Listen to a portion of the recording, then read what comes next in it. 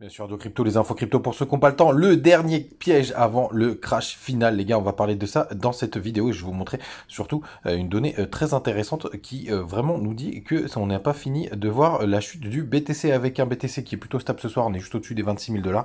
On perd 0,3%. Ethereum qui est repassé sous les 1150 $. Il perd quasiment 1%. Pareil pour du côté de notre ami XRP. Il y a juste BNB qui pose un petit 1%, mais rien de bien méchant. Missile sol 1,5%. La map est assez mitigée. On a entre les -3 et les plus 1%. Rien de très folichon ce soir. Allez, on va descendre jusqu'à OKB, IXM et XMR qui perdent entre 3,5 et 4%. Les gars, du côté de notre ami de long short ratio, c'est très intéressant de voir qu'on a toujours ce nombre important de shorters, pardon, n'importe quoi, de longueur. Regardez, on est toujours, hop, on va regarder ensemble, on découvre tous ensemble à 66% et regardez, avec les open interest qui sont pas mal ouverts sur cette chute, on est en mode buy the dip. C'est vraiment très intéressant avec plus du tout d'achat sur le CVD, enfin ce qui recontinue pardon, de chuter. Ça a été pas trop mal alimenté ce petit pump par le spot. Hein. On le voit très très bien l'impact du spot et les fundings sont repassés extrêmement positifs. Regardez, ça faisait un petit moment qu'on n'avait pas eu des fundings aussi positifs. Donc vraiment là, on nous dit que le nettoyage n'est pas tout à fait fini, même si on a des rebonds. Du côté du daily, on va passer du côté de BitGet parce que c'est très intéressant de voir ce qui se passe. Attendez, on va le faire directement sur le cours. Ce sera tout aussi bien. Du côté du daily, on a fait un magnifique W daily qui, à mon avis, va être très rapidement complètement effacé puisqu'on a eu un petit pump.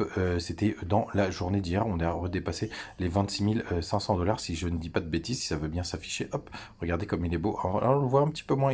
C'est assez intéressant de voir qu'il est présent sur certains et pas sur d'autres. D'ailleurs, sur le RSI, on le voit bien juste ici. Vous voyez ce petit W qui se forme.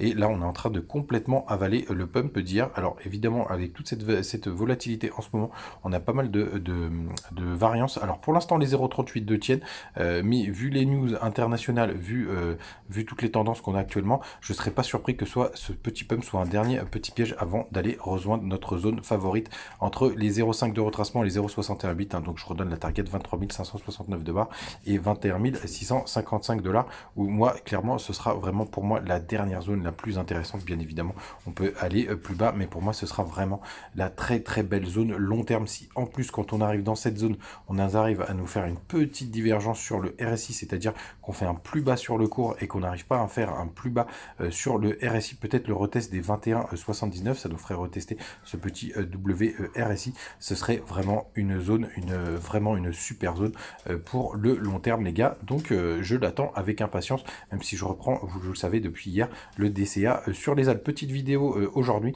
N'hésitez pas à nous rejoindre sur Twitter. D'ailleurs, il y a un nouveau bonus sur BingX. N'hésitez pas, c'est pour les 50 premiers. Je l'ai bien évidemment partagé sur le Telegram où on se raconte pas mal de choses. Vous le savez tous les gars. Passez une très bonne soirée. On se retrouve demain comme d'hab. Ciao.